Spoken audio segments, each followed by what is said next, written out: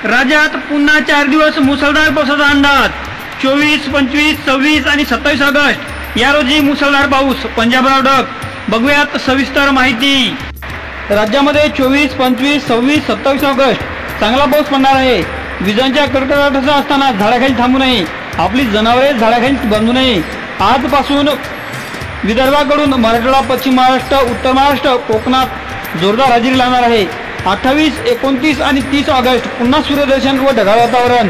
तसेच 31 ऑगस्ट व 1, 2, 3 सप्टेंबर पुन्हा जोरदार पाऊस राज्यात होणार आहे।